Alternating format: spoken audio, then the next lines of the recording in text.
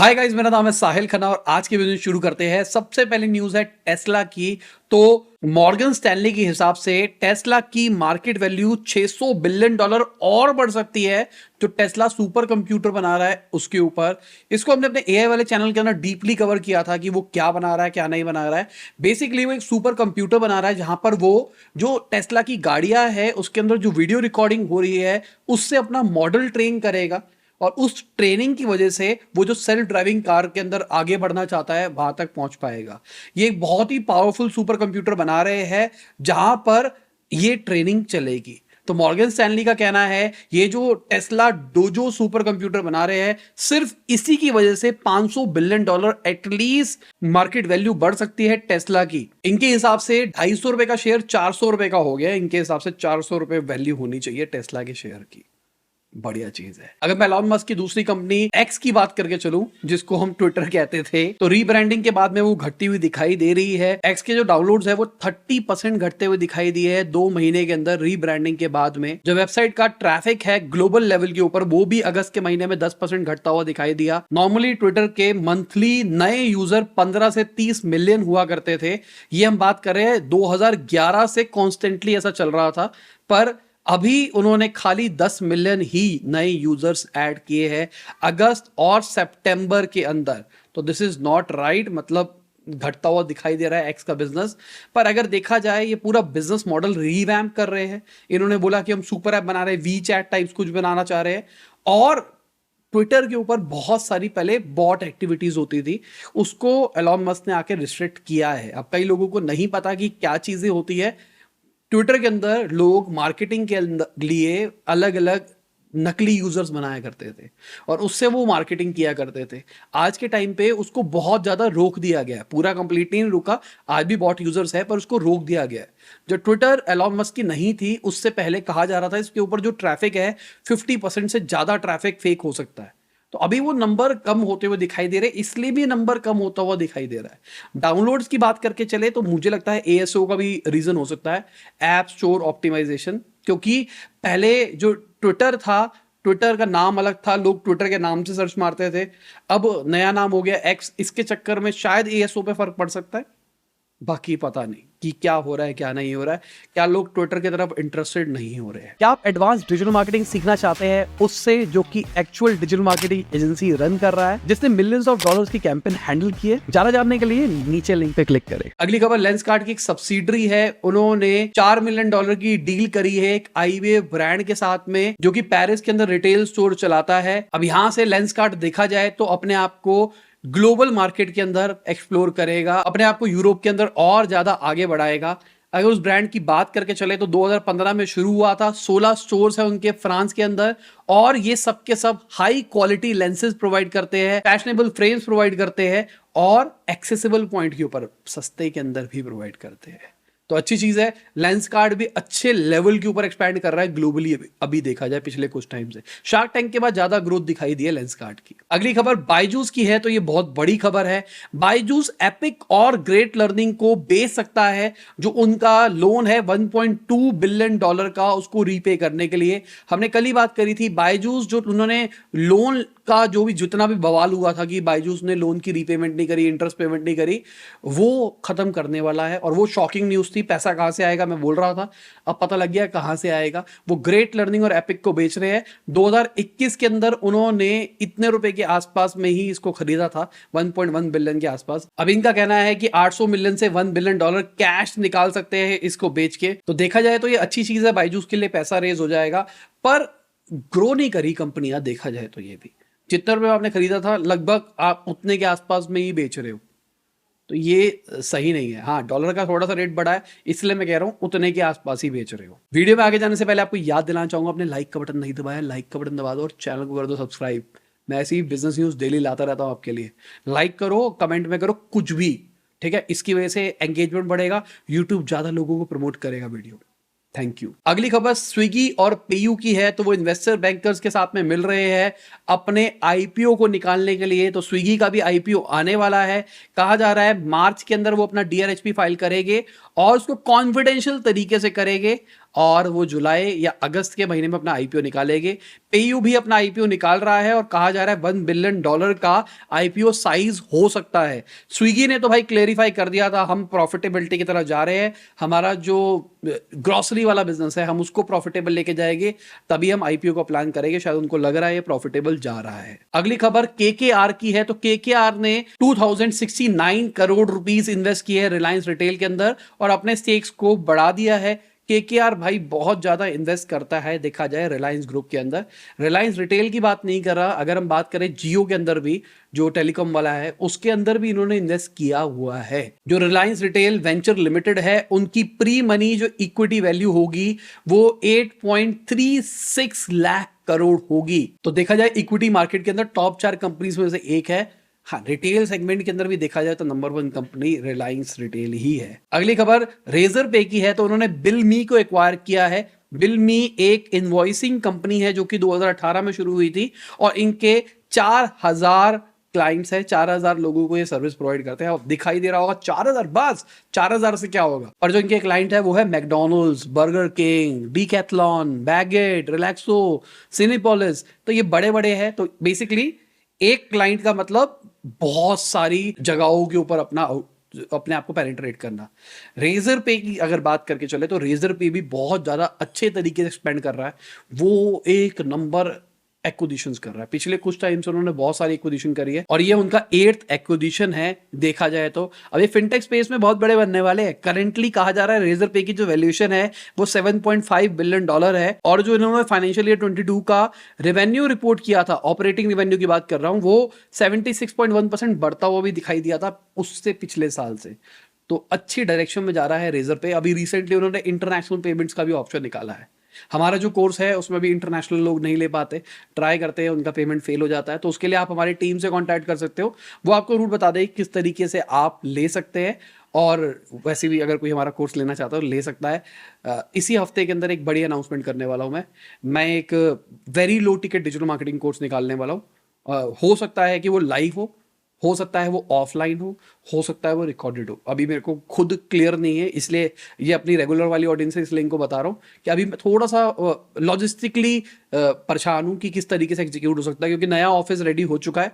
मेरा मन था कि वहाँ पे ऑफलाइन लोगों को बिठा के हम करेंगे और लाइव स्ट्रीम की साथ में करेंगे और फुल डे वर्कशॉप होगी और मजा आएगा इंटरेक्शन के अंदर। पर मुझे ऐसा लग रहा है कि अभी तक वहां पे इंटरनेट नहीं लगा है, क्योंकि अभी देखा जाए हमारा जीएसटी अपडेट नहीं हुआ है। जीएसटी अपडेट होगा उसके बाद ही इंटरनेट लगेगा।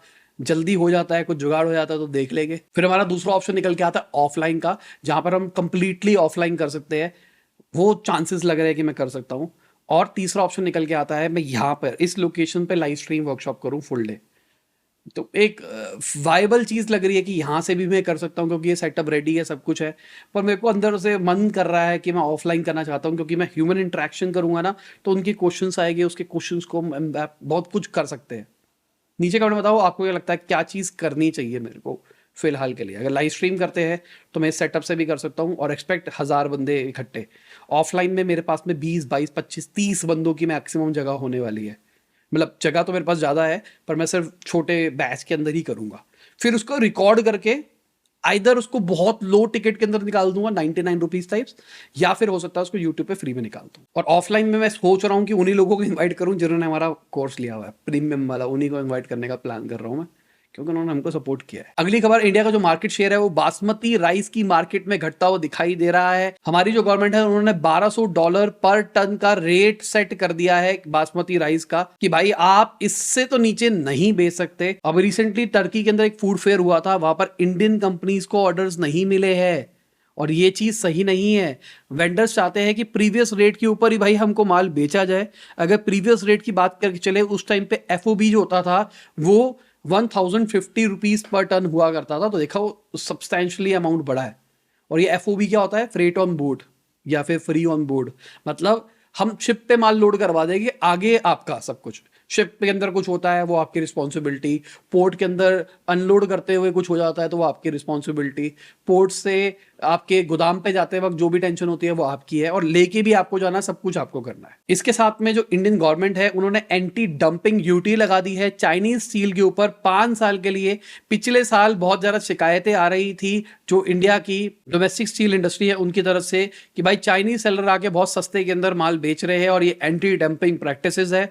अगर देखा जाए अप्रैल से जुलाई के अंदर China second largest steel exporter बन गया था इंडिया का। 62% इंक्रीज दिखाई दिया था, मतलब उन्होंने दबा के बेचा है। अब गवर्नमेंट उसी को रिस्ट्रिक्ट करने के लिए ये रेगुलेशंस लेके आ रही है। अगली खबर, रिपोर्ट्स के हिसाब से एनवीडिया चिप इंडस्ट्री के अंदर राजा बनना चाहता है। इसके चक्कर में वो स्टार्टअप्स को फंडिंग नहीं लेना दे रहा है, वो वीसी कंपनीज को कह रहा है कि अगर आपको कोई चिप बनानी है ना तो कम से कम $500 मिलियन तो सिर्फ एक प्रोटोटाइप बनाने में लग जाएगा।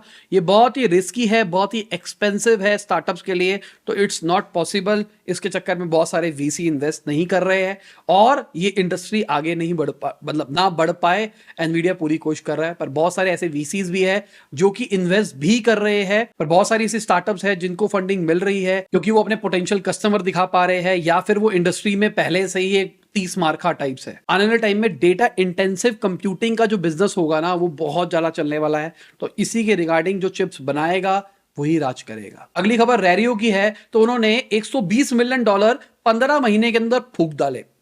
$120 मिलियन, 1000 करोड़, मैं गलत हूं तो नीचे कमेंट में बताना। 1000 करोड़ मोटा मोटी उन्होंने 12 इतने महीने के अंदर खत्म कर दिए। अभी रिसेंटली ही उन्होंने अप्रैल 2022 के अंदर पैसे रेस करे थे और अब वो स्ट्रगल कर रहे हैं अपने बिजनेस को चलाने के अंदर। ये क्रिकेट एनएफटी प्लेटफॉर्म है, तो अभी क्रिप्टो घटता हुआ दिखाई दिया, उसी के साथ एनएफटी भी घटता हुआ दिखाई दिया। जो इनके सीईओ है, सीटीओ है, उन्होंने अपनी रिजाइन कर दिया है अपनी पोजीशन से। अब जो इन्वेस्टर्स है ना उन्होंने कंट्रोल ले लिया है कंपनी का। बहुत सारे स्टाफ्स की छटनी करी गई है, कईयों को कहा गया आप अपने आप छोड़ दो, कई अपने आप छोड़ के जा रहे हैं, तो भाई बुरा हाल चल रहा है कंपनी का। पर मजाक है ना, 1000 करोड़ रुपए इतनी जल्दी फूंक देना। आर्ट है, दिस इज अ स्किल, ये स्किल सीखना है मुझे। मैं ऐसे रास्ते पे जाना नहीं चाहता है स्किल सीखने के लिए, सही बताऊं तो। बाकी भाई मैंने ये पहली बार नहीं सुन रहा, मैं बहुत टाइम से सुन रहा हूँ। इससे पहले एडटेक प्लेटफॉर्म्स में भी हमको सुनने में आया था कि इतना इतना पैसा मिनटों के अंदर खत्म कर देते हैं और उनको कोई जानता भी नहीं है। क्या आपने इसका नाम सुना था? अगर तुमने इतना पैसा बर्न कर दिया है तो नाम तो सुना होना चाहिए ना यार। क्योंकि देखो मैं एक आइडिया देता हूं तुमको। इंडिया में जो डिजिटल ऑडियंस है, मान के चलते हैं इनकी जो टारगेट ऑडियंस है वो डिजिटल ऑडियंस है, ठीक है। इंडिया के अंदर जो डिजिटल ऑडियंस है वो 20-30 लाख के आसपास है जो एक्टिव है, ठीक है। 20-30 लाख या मैक्सिमम मान लेते 50-60 लाख के आसपास है जो एक्टिव है, जो इनकी ऑडियंस भी हो सकती है। मैं डेली एक्टिव की बात कर रहा हूं। रीजन क्या बता रहा हूं, जो बड़े बड़े यूट्यूबर्स भी है उनको 4-5 मिलियन व्यूज ही आते हैं, इससे ज्यादा व्यूज नहीं आते। तो डेली एक्टिव में मान के चलो इतना है। एक बंदे को एक बार ऐड दिखाने का कॉस्ट एवरेज आता है 50 पैसा। तो अगर हम 50 लाख ही मान के चले और 50 पैसे की बात करके चले तो एक बंदे को एक बार ऐड दिखाने का खर्चा है 25 लाख रुपए।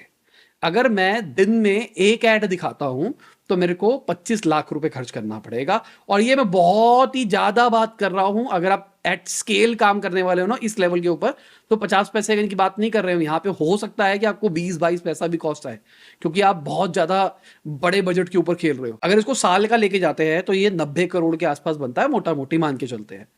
अगर रोज की एक ऐड दिखाता हूं, अगर रोज की मैं 10 ऐड दिखाऊंगा तो ये क्या हो जाएगा, 900 करोड़।